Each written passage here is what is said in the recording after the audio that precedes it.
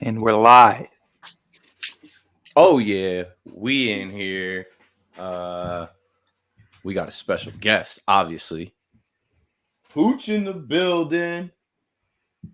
And I am in my new closet office. The only thing I have Nets related is that. But that's fine. All right, let's count this in and let's do this pod. All right. Where we at? Where's my notes at? I see some people in the chat. That boy Rich. What up, kid? I see ya. Talking Nets 116. All right, here we go. You guys are recording, right? Yes, sir. Let's get it. All right. Hopefully they stop doing this construction outside of my window. Talking Nets, episode 116, man. We got a special guest in the building. Well, not in the building. We do this, over the internet, streaming. But Anthony Puccio, a.k.a. Pooch, the OG Nets Twitter god, is in the building with us. We're going to talk about Team USA. We're going to talk about Bruce Brown. We're going to talk about Mike D'Antoni, Kyrie's beef with Nike. We got a bunch of stuff to talk about. And, of course, it's the NBA Draft Eve. Most likely, if you're listening to this, it's NBA Draft tonight. So let's get into it, man. Talking Nets, episode 116. Let's get it. And then I'll bring us right back in 1, 2, and 3. Yes, sir. Welcome back to Talking Nets, episode 116. It's a special episode because we're bringing guests back. And this is a guest that we've wanted for a long time. This is a guy who I've just respected. I've watched and I've seen how he moves. I've seen how he grinds. I've always been rooting for him to win. And I knew one day we'd get him on Talking Nets because there's no way that I could start a Nets podcast. There's no way that Hudson and I could build this Nets brand without bringing in one of the smartest and one of the OG Nets fans. So, Hudson Flynn, I'll give it to you in a second to talk. But first, we have to introduce our guy, Anthony Puccio, a.k.a. Pooch. Pooch, say what's up to the people. Fellas, first of all, thanks for having me on. Keith, as I told you, long overdue, brother. And to all the Nets fans out there, NBA fans, whatever it might be, appreciate you guys tuning in. Looking forward to this episode. You know it. Hudson Flynn, go for it, man. It's a big day, and if there's anyone that I would cede my second spot on this podcast, my tell what's up to the people spot on this podcast, it would be Pooch. And what a better day to bring him in on NBA Draft Eve, the day of the draft, depending on when you're listening to this podcast. I remember all the way back one NBA year ago, not a full year thanks to COVID, but one NBA season ago, around this time, we were hearing some rumors about maybe you getting a James Harden. And, were we going to move for him on draft night? We heard our guy Anthony Puccio, starting to shake the trees a little bit, say, oh, maybe Harden to the Nets. Who knows? A year later, he's on the team. Pooch has been vindicated. We never doubted. Nobody in Nets world ever doubted. And here we are. And here we go. We don't have time to waste, fellas. We got to get right into this with the news and narratives. Now, last episode, you might remember my dumbass said that Team USA would probably go undefeated. And that's my American arrogance. I was watching the Olympics the other night. We were watching swimming, my wife and I, and an American didn't place. And my wife goes, boo, an American didn't win. And I'm like, whoa. Like, these are the best athletes in the world. It's not always going to be America on top. And it makes you think. So Team USA comes out and they lose to France. And my wife asked me about that. She's like, what happened? They lost their first game to France. Now, on the outside looking in, you think a bunch of Frenchmen, or I don't know, Pierre Escargot, Pepe Le Pew, you think they just got a bunch of random French guys together to play against KD and Dame and Book. But no. These are NBA players. Evan Fournier on Talking Nets. We disrespect Evan Fournier whenever chance we get, but he balled. He put 28 on our heads. And obviously Rudy Gobert, Defensive Player of the Year. And our guy, TLC, Timothée Luwawu Cabarrot. Hudson speaks a little French. Hudson, what were you thinking about the first loss coming at the hands of France? Team USA eats that humble pie right away. Man, Timmy, 2 points, got out there, got on the board for France. Dame said it. These people play different when they're playing for their country. They're not the same players that play in the NBA. We might not have seen that from TLC, but Fournier going out there dropping big numbers, and it's serious stuff. And if you're looking right now about who's been the most impressive team, been the most impressive player, you're not looking to the United States. I mean, 2 exhibition losses, now 1 real loss, and everyone's kind of shifted their eye over to see what Luka Doncic's doing out there with Slovenia, more so than what Dame and KD and all those guys from the U.S. are doing on our side of things. So it's a weird vibe. It's strange, but I will say Kevin Durant is 1 good game away from taking the all-time Team USA points record. So I'm looking forward to that. I think they're going to right the ship. I hope they're going to right the ship, because it would be real weird if the U.S. did not make a good appearance in this Olympics in the same way that they kind of have so far. Pooch, that's on you. What'd you think when you saw that Team USA going for the gold, but it's not the dream team anymore? The other countries are trying to knock us off. Not the dream team. And I think Hudson makes a good point. A lot of these teams are catching up. You have guys like Evan Fournier out there, right? The Timothy Luwawu Cabarrot, whoever it might be. Even Precious, I can't say his last name, but who played for Nigeria. You know, for these types of guys, you know, this is like the NBA Finals to them. This is big time. This is a chance for them to prove themselves against against the best talent in the NBA. So you're going up against a vulnerable Team USA team because, you know, these guys, yes, individually they're better, but they don't have that team camaraderie that all these international teams have. So I think it's a couple of factors, right? You have these guys are catching up around the globe, right? And that's a testament to how good, you know, basketball David Stern and obviously Adam Silver have done globalizing the game.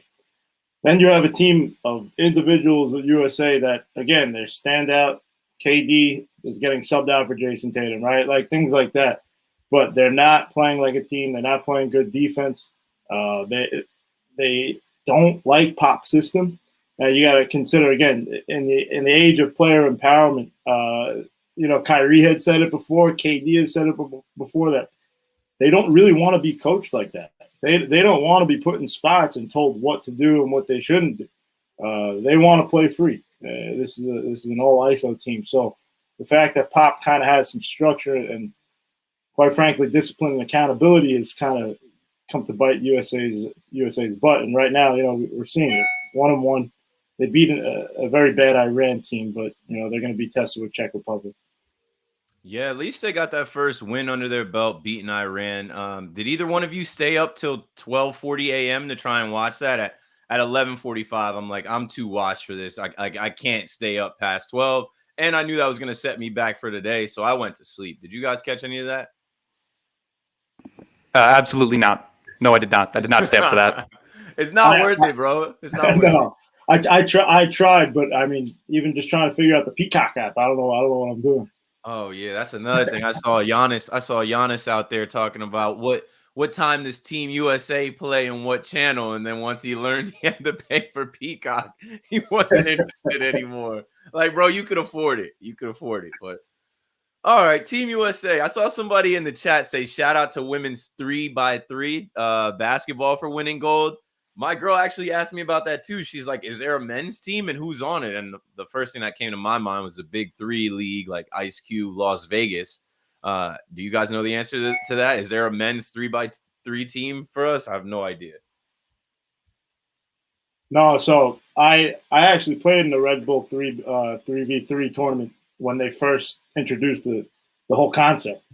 And the women's qualified, the men's didn't. But I'll tell you what, Keith and Hudson both. I mean, like, that is some hard basketball. It's not 3-on-3 like you would get in the park. Like, you have 12 seconds to shoot the basketball. The opposing team has to inbound it under the hoop and get to the 3-point line. So you got to take it back and get a shot up in 12 seconds. You're basically just running to the 3-point line and chucking. So honestly, I think it's a very, very, very impressive feat. Kelsey Plum hit that game winner the other day against China, and then obviously they won almost undefeated. So very, very impressive. Well, congrats to them. And I don't know if you guys caught that, but Pooch said that he played. So that brings me back. Before we talk Nets, we got to talk through who Pooch is. I know we know who he is. I know who he is. Hudson knows who he is, but maybe there's somebody listening to Talking Nets that has no clue who our guest is. They should. And I'll ask a couple questions right now just to fill you guys in. So my first question is, Pooch, when did you start hooping? How long did you play basketball? I know you're a hooper. Tell us about your love for the game as far as being on the floor, being on the court, because Hudson and I aren't hoopers. Like, we can't hoop like that. I mean, Hudson might. I don't know. I know I can't hoop. I played football. But tell the people about your experience with the rock in your hands and being a hooper yourself. Man, my first experience, I'm thinking, I was living in Queens, an apartment complex where we weren't allowed to have basketball hoops or anything like that. My pops built a backboard and rim right against the brick wall. So I was about 5, 6 years old when that happened. And right after he built that hoop, he took me to my first Nets game. That was the J Kidd era, the 2001 team, and that was a lot of fun. But playing wise, man, I tell you, like, when I moved out from Queens to Long Island, and I was kind of going back and forth playing AAU in the boroughs, and then coming out here and kind of, I say I learned a lot in the boroughs, and then came back to Long Island and started scraping people, like in the most respectful way. Keith, I know you're a top quarterback too, so I don't want to be flexing too much, but I was setting a lot of school records, and my AAU team, we were 9th in the nation. At one point, in 8th grade, they had me 3rd as in the nation point guards. The guy, my running mate, CJ Davis, was number 2. So we were the number 2, number 3. And we had another top 10 kid. We were unbelievable on Team Underrated, shout out. And I was supposed to go to St. Anthony's, where Kenny Atkinson went, and all these prestigious Catholic schools were looking at me, St. John the Baptist, because my school wasn't really known for basketball. They don't prioritize it at all. And actually that year, my dad got laid off and he got sick, so I couldn't afford to go to Catholic school. So what I did, I stayed home. I stayed at the same high school, and unfortunately, due to the circumstances that I had, I was balling out at a young age, but I had to pick up a shift in a warehouse and start working and help my parents pay rent, pay ends meet, and that was the end of my basketball career. I mean, I still play pickup. I still do everything that I possibly can, but I couldn't even play for the school team, man. I mean, between politics at the school and just not being able to, unforeseen circumstances, it was very unfortunate. But we had a couple colleges on the phone by freshman year. Stony Brook was one of them, New Haven. So I was ready to go, man. It's just, as you guys know, life is, and that's the way it is. Here I am today. This guy is a grinder, man. Like, through everything, through adversity, this guy will always grind and work and find himself at the top. Right now, Pooch is with the association, Front Office Sports. I know some of our listeners that have followed you. I've watched you double your following on Twitter. He's got 21,000 followers. I remember when he had around 10,000. We've always supported at Talking Nets, and I've always supported with my personal account. You mentioned that your dad took you to your first Nets game right after he built you that hoop. Yeah. So you're coming over across the bridge. I'm a Jersey guy. So you're coming across the bridge or through the tunnel, and you're going to the Meadowlands. Tell us about when you fell in love with the Nets, when you became a Nets fan, when you knew, all right, NETS, Nets world, before the Nets world was going to be your type of thing. Yeah, man. I mean, now you have to put the journalist cap on, right? So it's you stray away from that fanhood a little bit. But growing up, the second I tell you, you walk up to the Meadowlands Continental Airlines Arena, you hear Chris Carino's voice over the loudspeaker as you're walking in. Please don't drink and drive, that type of stuff. Oh, man, I tell you, for the first year, that team, nobody expected them to make that run.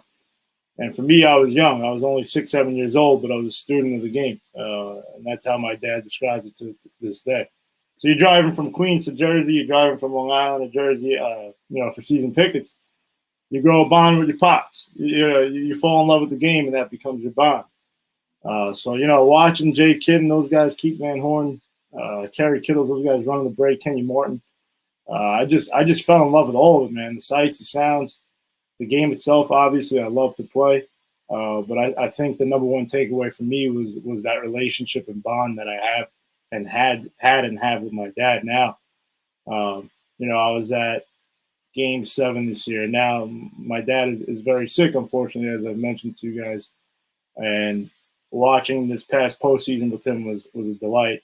A bit of a disappointment that the Nets lost, a little bit more so because, hopefully he'll be around to see another one. That's kind of my thing right now. Like, I fell in love with the game, but I fell in love with it because of my pops, and it still rings true to this day.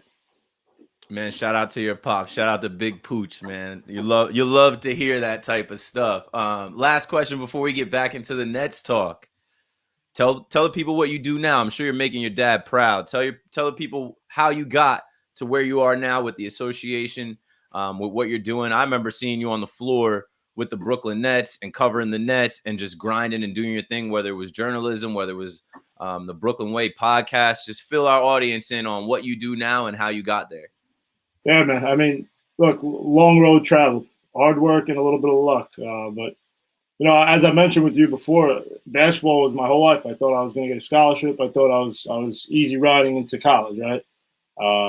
Obviously, a bunch of different stuff happened that disabled that. So, I don't know. I would say maybe senior year of high school, freshman year of college. I watched every game. I was in the warehouse. I had very little direction. Again, working in warehouses, picking up boxes, picking up steel, doing all this stuff. The one thing that I loved was ball.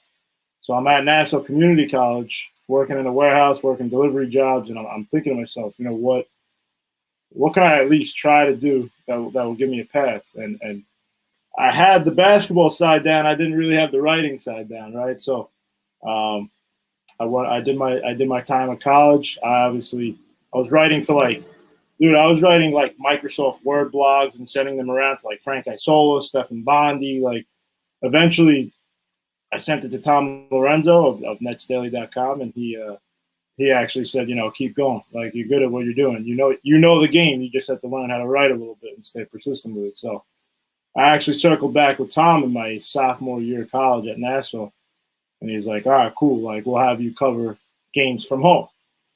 So I stayed home, obviously no pay, anything like that. Got my foot in with Nets Daily, though. A year later, I had credentials. A couple of years later, I was writing feature stories for SMY and New York Daily News. The Associated Press picked me up to be a contributor because they saw me at every single game. And, now I'm writing a daily NBA newsletter covering the whole league. So, look, Keith Hudson, it's 8 years of a lot of hard work, a lot of people telling you what you can and what you can't do. But that's all bullshit. And excuse my language on the podcast, but there are no limitations to what you want and what you dream of. So that's just the way I always looked at it. I have no other choice. I mean, I've been through enough stuff in my life where, I got knocked down so many times. Who the hell is going to tell you what? Someone tells me that I can't do this, that I can't become one of the best in the game, that I can't break the KD news, that I can't break the Harden news. Who are they? What have they been through that's harder than what I've been through? And that's just out of respect, man. Like, it's persistence and chasing your dream. There's beauty in the struggle, like J. Cole says, right? Hell yeah, bro. Man, I hope somebody's inspired. He said he's been grinding for 8 years. I've been grinding for the last 7-8 years, as far as my career is concerned. So I relate to that. And you apologize for cursing on here. We are allowed to curse. Well, I'm allowed to curse on here. Hudson's too young to curse on here. But you're allowed to say whatever the fuck you want on Talking Nets. Well, it's good to know. I thought Hudson was about to drop an F-bomb, just because. Look, when the accent comes out, the Brooklyn accent comes out, you never know what might come out after that. All right, let's get back into it, and let's get some words from Mr. Flynn. We're talking Nets now in the news and narratives. And Bruce Brown, our guy, Bruce Brown, do you think he's going somewhere? Bruce Brown got the tender, right? The Brooklyn Nets tendered him a qualifying offer, and he's now a restricted free agent. There's some interest in him out there, but Hudson, we are big Bruce Brown guys. We've always been. BB, we were repping Bruce Brown when he wasn't getting minutes. We were repping Bruce Brown. As soon as we got Dazim Musa up out of here, we knew Bruce Brown was going to be a thing. So, what are you thinking about Bruce Brown staying with the Nets or potentially going somewhere else? Shoot, I mean, I hope he stays. I remember right when we traded for him, I was talking about, an NBA year ago today with the Pooch news. An NBA year ago yesterday was the Bruce Brown trade. It was 2 days before the draft. And I remember looking at his highlights, seeing that he clamped James Harden, seeing that he clamped Kyrie, seeing that he clamped KD. And I was like, interesting. Nets need defense. They got some. And obviously, we saw what a year he had. Too many Nets fans remember him for maybe one specific botched layup, but he had a phenomenal year. He was always there for the Nets when we needed him most. He absolutely blossomed into a great player. And I hope the Nets can keep him. It's going to be expensive, though. If it gets towards double digits in terms of $1 million salary, that's going to be tough for the Nets. They can pay. They have his full bird rights, but so you're going deep in the luxury tax. I know Joe Tsai's committed to spending, but is he that committed to spending in terms of the echelon of player Bruce Brown is? No disrespect.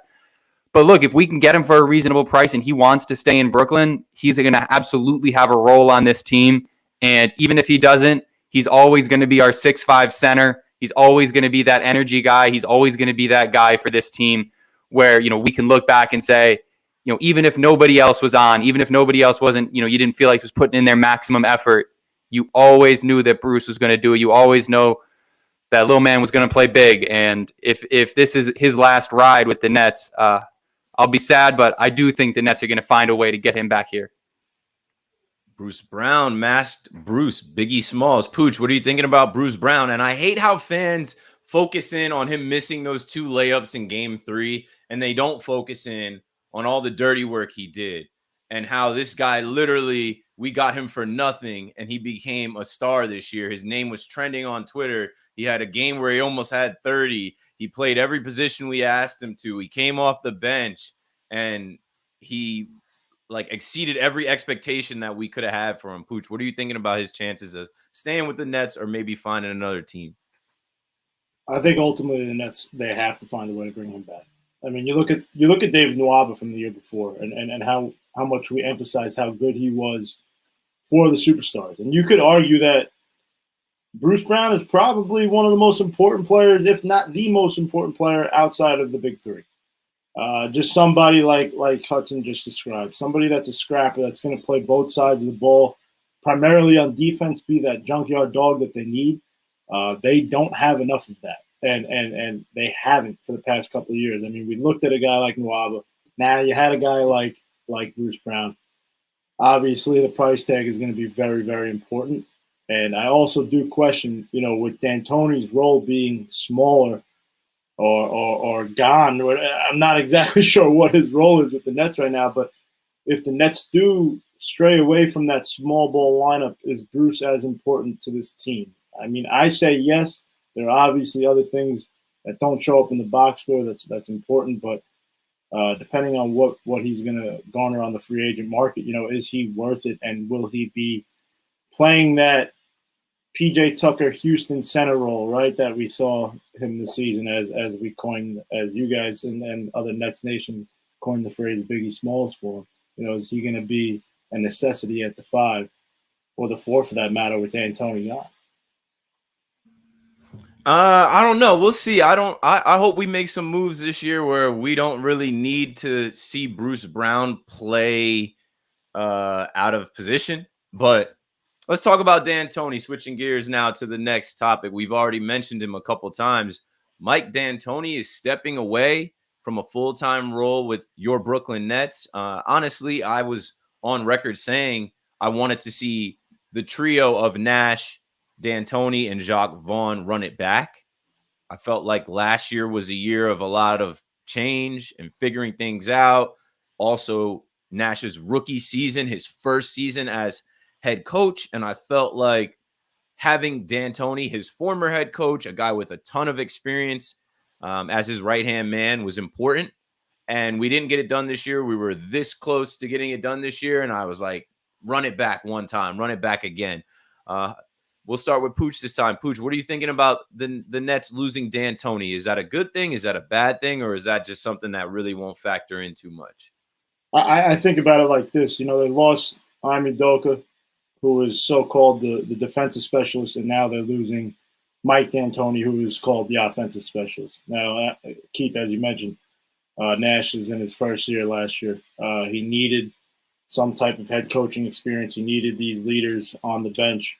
I don't know if it's necessarily a good or a bad thing. I think any team with KD, Kyrie, and James Harden are going to be just fine, especially their philosophy, their way of playing on the court, ISO heavy offense in the pick and roll. But look, man, I think, you know, the fact that a lot of guys are getting poached from Brooklyn is obviously a good sign, but also now another obstacle that Sean Marks has to fill. Something that he has to overcome now is, how do we surround Steve Nash, who wasn't a bad coach, but had a lot of rookie mistakes? You know, a little bit of both. You could complain about him and you could praise him. Both would be justified, in my opinion. But you lose that leadership, as you mentioned, and now, like I mentioned, Sean Marks has to find somebody that outside of Jacques Vaughn that could kind of be on that bench that's seasoned, that's been a head coach before, and stay in Steve's ears and keep him composed when and if he needs it. Yeah, I think that's exactly what we're looking for. I don't think that we're going to see a major splash assistant coaching hire. You know, I remember last offseason when we had the Amari Stoudemire, you know, Mike D'Antoni, like back-to-back news. I don't think we're seeing something like that. I think we're going to see a veteran guy, someone that Steve respects, someone that can really be in his ear and, you know, be there for him when it comes down to the tough decisions. With this team, you're never going to have, you know, Nash get ball. There's never going to be a Steve Nash style because it's really going to be dictated by the players. We have 3 Hall of Famers on this team, right? 3 amazing scorers, 3 people that can do it in isolation, that can do it with that when they're all on the court at the same time. They're going to dictate the way this team plays. And if it's fast, then it's fast. And I don't think that's something that's, you know, emerged directly from D'Antoni. But at the same time, you're going to have to see the way it goes because Nash is going to try and make an impact on this team. He's going to try and put himself out there because at the end of the day, he's the head coach and needs to do that. But I don't worry. I don't read too much into these coaching decisions because, you know, I don't have that basketball experience. I don't have that Matt Brooks scouting mentality. I can't read if we should be doing, you know, double flight, floppy, ISO, horns, go, or whatever. I just see the product on the court, and I see that, you know, sometimes this team needs more leadership than one coach or one player can provide. And so I hope we can bring someone in that's respected around the league, that the big 3 like, and someone that can bring the right mentality to bring us a championship. Yeah, I expect there to be someone that KD, Kyrie, Harden respect. I can't think off the top of my head what coaches are out there or what coaches are in the coaching carousel. I remember last episode we were asking about updates on D'Antoni, like, you know, was there anywhere he was going to land? No head coaching opening for him, and he's stepping away from the Nets. So we wish him well. I guess his head and his heart aren't into it. He's a little bit older too, so good luck with that, D'Antoni. And quickly before we get into our next topics, I just want to talk about my guy Kyrie. Obviously, I am a Kyrie guy, and Kyrie and Nike. I'm also a Nike guy. Hold on. What's going on with Kyrie and Nike, man? Kyrie Irving replied to K11 Kicks on Instagram. They put out leaked photos of the new Kyrie 8s. I, in my closet, have like 4 pairs of Kyries, so like this piqued my interest right away. Kyrie Irving looks at these sneakers, and I guess the, like, you know, first images of them, and he writes, I have nothing to do with the decision or marketing of the upcoming Kyrie 8. In my opinion, these are trash. I have absolutely nothing to do with them.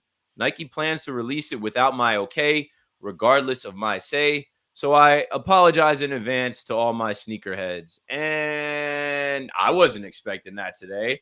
What do you guys think about, you know, we'll start with Hudson. What did you think about Kyrie just jumping out there this morning in the Instagram comments. I love when he surfaces, like when he resurfaces on social media, he's got a plan and he's got a message to send. What'd you think about the Kyrie 8s and learning about this morning with Kyrie Irving? I mean, first off, I agree. From the leaked photos, I didn't like the shoe either.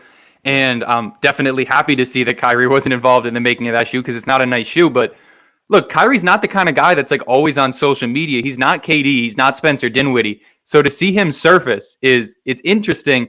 And it also shows that like he's got something going on. This is a serious thing. This is an actual issue he has. And honestly, the one thing I'm taking away from this, and it's kind of a hopeful thing, it's me as a Kyrie fan thinking, in a positive way, like maybe he can spin this off, get out of his contract, get out of his deal, and maybe make his own Kai 11 brand. Because I think that would just be some absolutely fire merch, some absolutely fire shoes. Go the Spencer Dinwiddie route, but maybe do it a little more effectively. And, branch out in that way, become, a true businessman. And, I don't know if he is personally interested in doing something like that, but if he does go out and do something like that, I think it would be awesome. And I think that this could definitely be a stepping off point from where he could be like, look, Nike, if you're going to treat me like that, if you're going to do things like that, if you're not going to respect me the way I deserve to be respected, there's no reason for me to stay with you guys. Pooch, your thoughts? Yeah, I was just thinking earlier today how we haven't heard from Kyrie Irving in a little while, right? Like he hurt his ankle, and then it was kind of that was that. We haven't seen him, we haven't heard from him. But my first thought, and really my only thought, was something had happened with the Mamba shoes or the Mambacita shoes, right? With Nike, where Vanessa Bryant was obviously very unhappy with them. And now you have Kyrie Irving. You have two influential voices coming out and showing their displeasure with Nike. So whatever's going on at Nike, again, I can't really speak on much of this because I'm not a huge sneakerhead, Keith. But whatever's going on with Nike right now, they're not filling in their clients. They're not filling in their main endorsers on what's going on, and that's obviously a serious problem. I wonder how that affects endorsements down the road. Yeah, and obviously we all know Kyrie's relationship with Kobe and Gianna and that family. So when they did wrong by the Bryant family, I'm sure Kyrie heard something about that or was in conversations. And another guy that's signed by Nike and been with Nike for years is KD. So I'm sure KD's getting wind of this Kyrie stuff. And I think this is just the beginning. I did put out there that the Kai 11 brand is on the way. I would support it. I would be one of the first people to cop some Kai 11 brand sneakers if he did go his own way. But I think he's under contract with Nike for another year or two, and I think they'll probably sort this whole thing out. Nike doesn't want the smoke with Kyrie. They don't want the bad press. I bet that they patch this thing up and scrap those Kyrie 8s. They're not going to put them out now because literally people would boycott them. So hopefully that all gets settled and figured out this summer. And speaking of this summer, I know we're not on regular schedule, but the summer league is going to be starting up real soon. And your Brooklyn Nets will obviously be in it. Brian Lewis tweeted out that the Nets schedule for NBA Las Vegas Summer League starts on August 9th versus the Grizzlies. That's very soon. That's like a week from this following Monday. What's Monday? Monday is the 1st. So yeah. And that'll be on ESPN2. August 11th, we've got the Bucks at 4 p.m. on ESPN2. August 12th versus the Wizards, 5 p.m. on ESPNU. August 15th versus the Spurs on NBA TV. So there will be some games and there will be some young guys to look out for. Obviously, Nick Claxton, Alize Johnson, Reggie Perry, guys like that. Hudson Flynn, what are you thinking about the Nets? Obviously, the Nets Summer League is going to be on television because everybody wants to watch the Nets now. And we'll get a chance to see some of our young guys, and we'll see some guys potentially that come out of the draft tomorrow night hoop a little bit this summer. It'll give you your basketball fix and something to root for with your Brooklyn Nets. Man, I think Clax is going to average like 20 and 10 and shoot 35% from three. I think we're going to see him expose that three-point shot that I know he's been working on, that there's been, leaked videos of him putting some work in. And same with Reggie Perry. We saw Reggie Perry. put up some absolutely ridiculous numbers in the G League this season. And if he can work that same 3-point shot that he was so confident about on our podcast at the beginning of last season, I'm excited to see what he's going to be able to do. I'm excited to see Alize Johnson go out and show that he deserves a spot in the rotation. I know Nets fans were absolutely begging the coaching staff to put him into the game and, get him some action in this playoffs. So I'm really excited for that. And then, look, the Nets are going to make some picks. We have 4 picks. We probably won't make all of them, but we're going to make some of them. And there's going to be some interesting players, some interesting talent to evaluate, as there always is. But, man, at the end of the day, I'm just looking forward to some basketball. I'm looking forward to seeing some players in some Nets jerseys, even if they are just the Summer League jerseys. To be able to watch some high-quality, professional-level basketball is something I just can't wait for. Pooch, what about you, bro? Yeah, I'm with Hudson there. I think, obviously Alize Johnson is an intriguing prospect. Played great this season. I just want to see how he plays in Summer League. If he could show that not only that he belongs, but if he could dominate there, right? And that the same thing goes for Nick Claxton. This is his 3rd year now. Now it's time. You're in Summer League. The same standards were held for Jared Allen. Now you're in Summer League, 3rd year.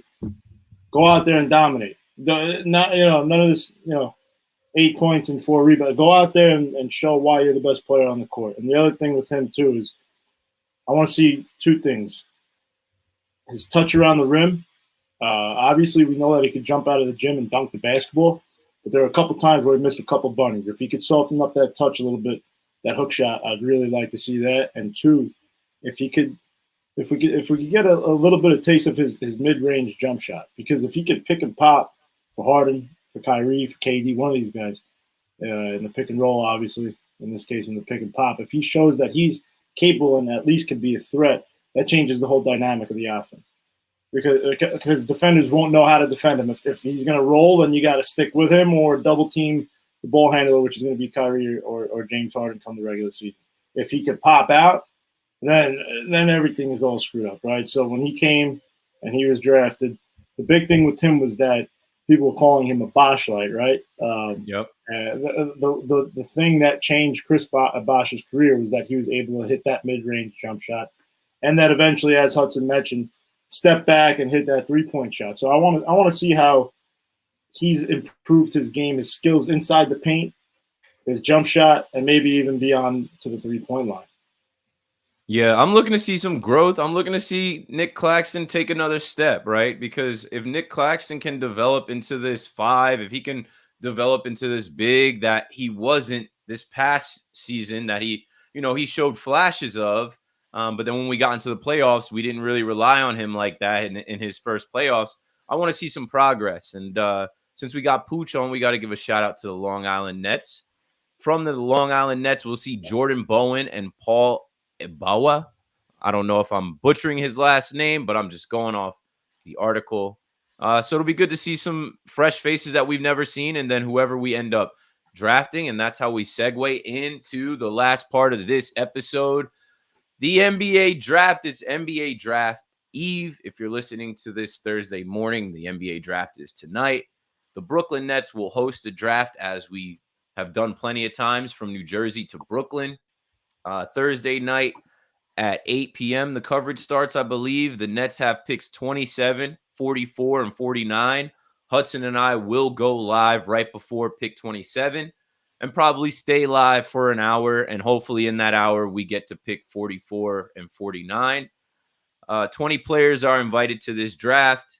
Last year, I was just watching NBA TV, and they were showing last year, and they were showing, everyone at home kind of zooming in, and like that doesn't seem weird to me, but it is. Like, the players are supposed to be there. They're supposed to be, the top players walking on stage, shaking hands with the commissioner type of thing. So we'll see that. Here's my question for you guys as we wrap this up. What would you like to see the Nets do with the 27th pick? I will start off, then we'll pass it to Hudson and Pooch. I would like to see the Nets trade the 27th pick. And in the chat, Bird's Eye View said, did you guys talk about, potential landing spots for DJ yet? And we didn't, but I think there's a chance we see DJ get moved in a package deal with something tomorrow night, if not, before then. So what are you guys thinking about the Nets 27th pick and DeAndre Jordan. Hudson put out a post about DeAndre Jordan being shopped around and looking for potential trade partners for DeAndre Jordan. And I was just like, yeah, because we got to get that money off the books, man. And there's no way that DeAndre Jordan stays on this team riding the bench, making what he's making, because that just hurts us. That stops us from getting a guy that can contribute and maybe some other guys that can contribute with the amount of money he makes. So go for it, Hudson. What do you think we should do with the pick, and what are you thinking about DeAndre Jordan? Yeah, so I think it's a combination answer, right? DJ is old and he's slow and is not a very good NBA player anymore, which means you're not going to trade him for something. You're going to trade him with something, and it might be that 27th pick just to get the money off the books. You might be saying, look, take this pick, soak the money, just get him off our books so that we can make these moves. And I think that might be something that you see. I think Shamet is also being included in those conversations. I'm certainly less bullish on wanting to move him. I liked what I saw from him last season, especially in stretches. We need consistent shooting with the way this team is set up. And so to have him be what he was for maybe 3 or 4 months last season would be definitely exciting. And then I'm looking to see what we do with our second-round picks. After that first-round pick, we have 3 second-round picks. And I think there we can take some flyers. This is a historically deep draft class, right? Which means it's not just deep 1 through 5, it's deep top to bottom. And to be able to have those second round picks and to pick up a guy that could contribute, maybe not this year, but next year, the year after, in a Reggie Perry type mold and a Nick Claxton type mold, would be exciting and would be something definitely to look at. I think we have to take advantage of this draft class, whether it's with that 27th pick or with those later round picks. Let's look out for the Nets to get maybe one nice big with, less of the tall, lanky build that we've been going recently, more with the big body. And then I think also a developmental point guard. I was liking Johnny Juzang before he decided he was going back to UCLA, but now there's a lot of really good point guard options in the second round. So to maybe take a flyer on one of those guys would be something that could, developmentally set the Nets up for the future. Yeah, guys, I think, with Sean Marks, you always have to expect the unexpected, right? Especially on draft night. But having spoken to a couple of people, the general consensus that I'm picking up right now is that nobody really wants to take back $20 million for the 27th pick. So there's talks about the Nets attaching Landry Shamet to that 27th pick so they can move up and then attach a lower pick with DeAndre Jordan. It seems like wishful thinking, but this is what I'm hearing. In order for this to happen, it's not going to be so easy. It's not just going to be 27 and DJ, because there are so few teams that actually have the cap space to make that happen, and the compensation of the 27th pick just simply isn't enough. So don't be surprised if you see the Nets try and move up tomorrow, at least maybe to the earlier 20s, and then attach again. You attach 27 and Shamet somewhere, move up, and then that's how you try and rid DJ's contract. I think tomorrow is the perfect opportunity to get that contract off if you can, and if KD and the boys, if they agree to it too. He came here with these guys. He was the tax. So if they sign off on it, the Nets are obviously going to try and get him off the books. And really, if they could get him off the books, that's almost a difference maker between keeping somebody like a Jeff Green or keeping someone like a Bruce Brown. That $20 million is killing them right now. Yeah, it's especially with the luxury tax. Right, that luxury tax money means that we actually can't give, Jeff the MLE that we want to give him. He might go get a bigger MLE from a different team. That luxury tax money is huge. Yeah, keep an eye on Landry Shamet's name, which ironically they traded for last year, who ended up being Sadiq Bey in Detroit. So I know they like Shamet, but if that's the piece that they have to include to get DJ's contract off, then you do it 10 out of 10 times.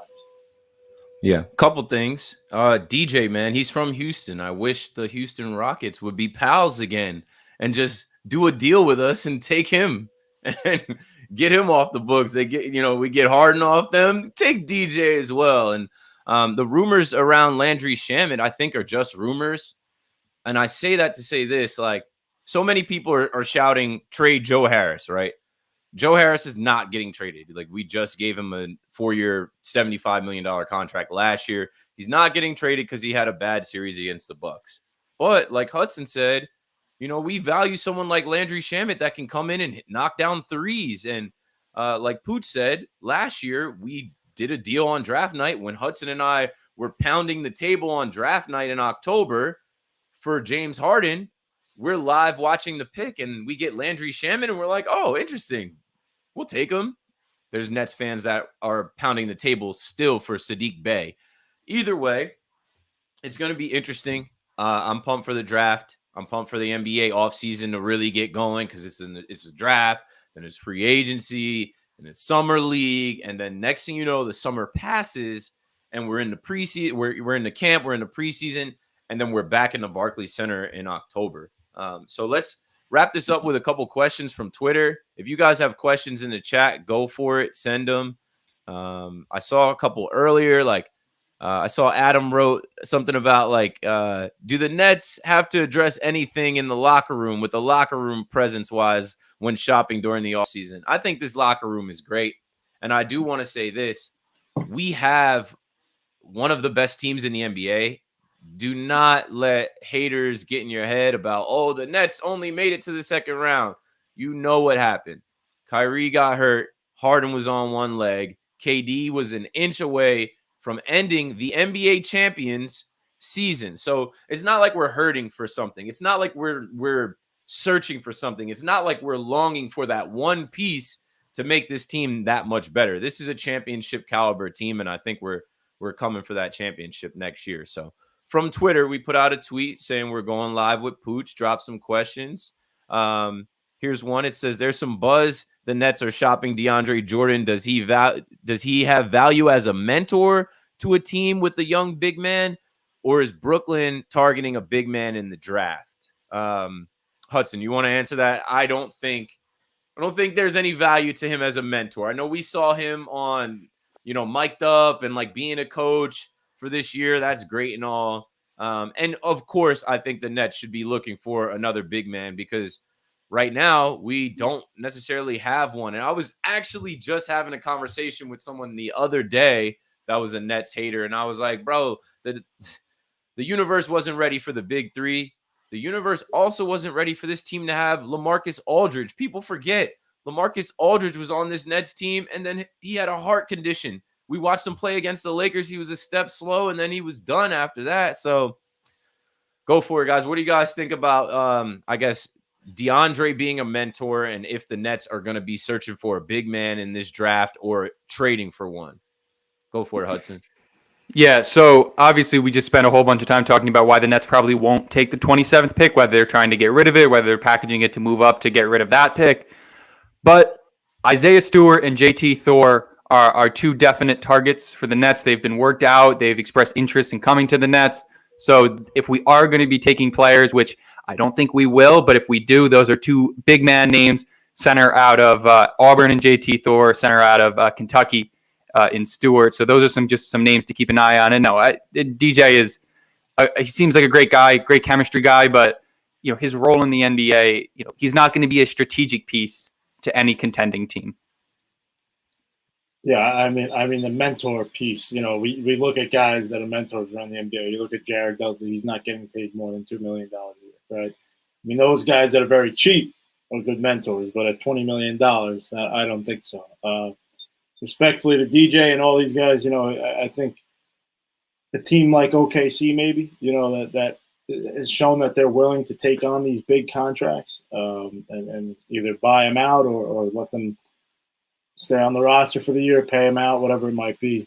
But I don't see Sean Marks taking a big man, and I don't see the point in it because you already have a developing big in Nick Claxton that we've been hyping up this whole podcast, who's scratching to get time. That he probably deserved more time, but at this rate now you're developing him and he's turning into a winning basketball player. He's your project in the front court, and then behind him is Reggie Perry. Obviously, it can't hurt. They have 3 picks this year, as you guys mentioned. Throw them in Long Island, whatever it might be. But I kind of look at the Nets right now, and I don't have any names, but I'm thinking of someone like Peyton Pritchard last year that was with Boston, right? A guy that could kind of step in, hit a couple threes, play a little defense. If he helps now, great. If he's a developmental piece for Long Island and for the future, then great. I think the Nets really don't have much to lose in this draft. I mean, they're going for the championship this year, the year after, and the year after that.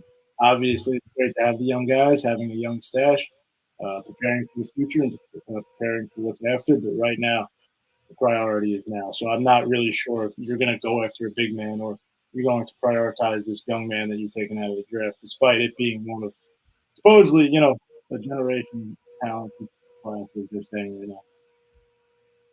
All right, here's the last question from Twitter, and then we'll take the questions out of the YouTube chat and we'll wrap. The last question from Twitter, I'll answer, and then we'll move on. Someone asked, what's your overall thoughts of this draft class? Honestly, I don't have too many overall thoughts. Obviously, we know the superstars at the top, the top 4 picks, they say, are pretty much locked in.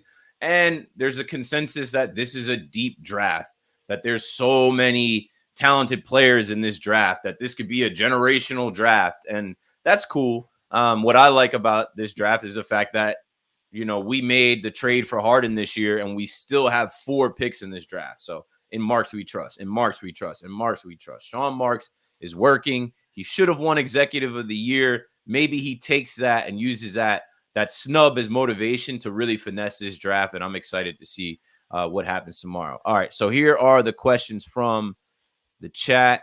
Let's see. Here's one. Do you think we see Claxton be a starter by opening night? I think there's a chance. We'll see who else he's competing with in preseason training camp. Do you guys think Claxton will be our starting center come October 19th? I don't think we're going to start a center. Yeah. I'll let Pooch go, though. No, I'm with you, Hudson. I don't see Nick Claxton starting, at least not right away. If the matchups are right throughout the season, maybe. If they're resting guys, maybe. But opening night, no, I do not see it. Okay, the next question from our guy, Bird's Eye View. One of the first callers on Talking Net. Shout out to our guy. He says, of the two, who would you rather keep, Jeff Green or Blake Griffin? I'm going to say Blake because Blake is younger. And, we got Blake, and, it was a steal for us. And what he did in the playoffs was awesome. And, Hudson mentioned, with the money to give Jeff Green, Jeff Green might go somewhere else if we can't give him the, what he played on the veteran minimum this year. So what do you guys think? Out of the two, who would you rather keep, Jeff Green or Blake Griffin? I think you keep Jeff Green. Honestly, I like what Blake brings. I like that he has the energy. I like that he's got the scrappy mentality. Look, when he hit threes for the Nets, he was amazing, but that was kind of an anomaly based on his statistics. And as much as I like him, I like the potential that he has going forward for a team. If I had to choose, which I don't want to, I want the Nets to bring back both. I think they can, if they handle their money right, bring back both. I think you keep Uncle Jeff just because we saw how valuable that PJ Tucker role was for the Bucks, and we saw what Uncle Jeff was able to do for us. Obviously, we all love the dunks, but for him to be able to step out and take a three-point shot that you almost were surprised didn't go in, it was something huge for the Nets. And with a Nets team that is going to, again, prioritize secondary three-point scoring, to be able to have it with that consistency that Jeff Green has it's a commodity that you really don't come across too often in the NBA. Yeah, I'll add that I do think Blake Griffin is coming back, but I agree with Hudson. I'm going to say Jeff Green. Look, we know what he did on the court. Somebody 3-and-D type of player. He stepped up when KD needed him to. Obviously went into the paint, and when he went to slam that ball, he wanted to slam it on you. He wasn't doing that cheap shit. So you got to appreciate that he could be that glue guy on the court. But my thing is also off the court, and you guys will remember this. It was after that Detroit loss. They had lost 2 games in a row, Detroit and Indiana. Jeff Green, who Steve Nash is called the voice of reason. And every new head coach needs that guy in the locker room. That's going to be the voice of reason. It could be like the player coach type. Translate messages to the coaching staff, to the players. Without Jeff Green and that spiel that he went on, I don't want to say the Nets don't turn it around, but that was the spark in their season. I believe they won 10 games in a row or something like that. They went on a crazy streak. Great point.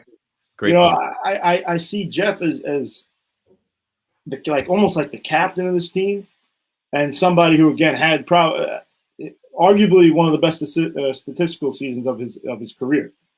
He deserves to get paid. Obviously, not too much, but on top of all that, he's also a friend of Kevin. So for that fact alone, you want to keep this guy for many, many reasons, on and off the court. Uncle Jeff, Seattle Supersonics. We gave up 120 points to Piston at the Little Caesars Arena. And after that, like all the talking heads wanted to say, the Nets aren't going anywhere. They can't play defense. But Uncle Jeff stood up in the locker room, talked to those guys, and you saw a complete different energy, intensity on defense. Something changed. And that's a great point that Pooch made about his leadership in the locker room, him being the voice of reason. He's got that a little bit more than Blake Griffin. Okay, here's one more quickly. Have you guys already talked about the Dinwiddie option? No, we haven't. And I feel like we talk about Spencer every episode. Obviously, I love Spencer. So does Hudson. And, Spencer is an open book, man. He's on his social media. He's on his Instagram and his Twitter, and he's clearing things up, and he's telling you what it is. Like, hey, don't read too much into me working out in Brooklyn Nets shorts. And I think, was it Hoop Central or maybe one of those put out a tweet that Spencer Dinwiddie's looking for $25 million a year. And Spencer came out and said all they did was divide 125 by 5. And there's a lot of talk right now about, will the Nets pay Spencer Dinwiddie? I think last episode we talked about Joe Tsai buying that apartment in Manhattan, and it was like the third largest purchase for a home in the United States. And all Nets fans and other fans were like, oh, well, he better pay Spencer Dinwiddie. So go for it. What are you guys thinking about Spencer Dinwiddie's option? All right, so I'll go. I don't think he's coming back to Brooklyn. I think Dinwiddie is on his way out. I think his days here are done. I think for the Nets, now you're trying to find a partner for a sign and trade. He's eyed Los Angeles. That's what I've heard. That's what a lot of people have heard, both the Clippers and the Lakers. And now I think Spencer Dinwiddie is becoming a contingency plan for those teams who don't get Kyle Lowry, or if Chris Paul does enter the free agent market. You're looking at Dinwiddie being the second or third best option at point guard on the market. He's going to get paid, and he's going to have a bigger role elsewhere. He could be a starter on probably half, if not more, of the NBA teams around the league. So I think Spencer's days as a Net are over. Yeah, I have to agree. It's sad. I would love for the Nets to bring him back almost entirely for nostalgia purposes, but he deserves to be a starter in the league. He deserves to be a starter in his hometown, frankly, in LA. And, to have him come off as the sixth man of the year role like we wanted him to be, he's just moved past that point in his career.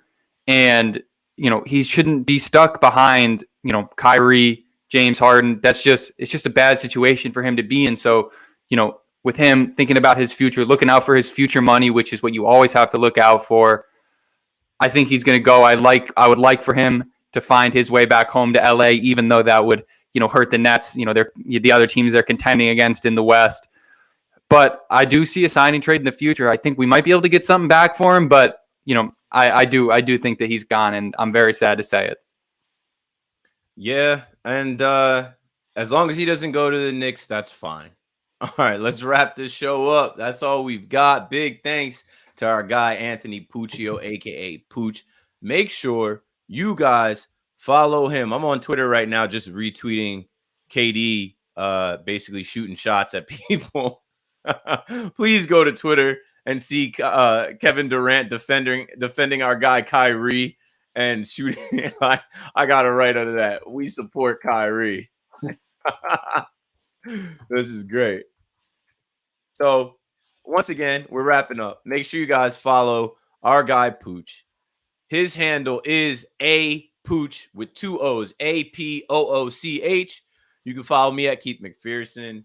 Hudson Flynn, they know where to follow you. You can follow us at Talking Nets. We're going to get back to the voicemails. If you want to call in and leave a voicemail for tonight, or for tomorrow, rather, do so. It's 201-870-0461. Hudson and I will be live for pick 27, and we'll try and stay on until 44 and 49, and we'll see what happens. Other than that, subscribe, rate, and review the pod, and tell a friend to tell a friend we're talking Nets. That's all we've got. Let's go Nets. Let's go Nets. Brooklyn. And that's the show. You guys can stop your podcast recordings. Make sure that audio saves and send it my way, and I will do the rest. That's right at about an hour. That's good stuff, man. We'll be right back tomorrow, probably on for an hour. So cool. Let's see. What are people saying in the chat? Yeah, look at Twitter and look. It's so funny. I had to, that's why I had to step away. I had to retweet that. That was the funniest shit I've seen. That is exactly the type of energy that I love from KD on Twitter. Like just like shooting at people, bro. Like he's going off right now?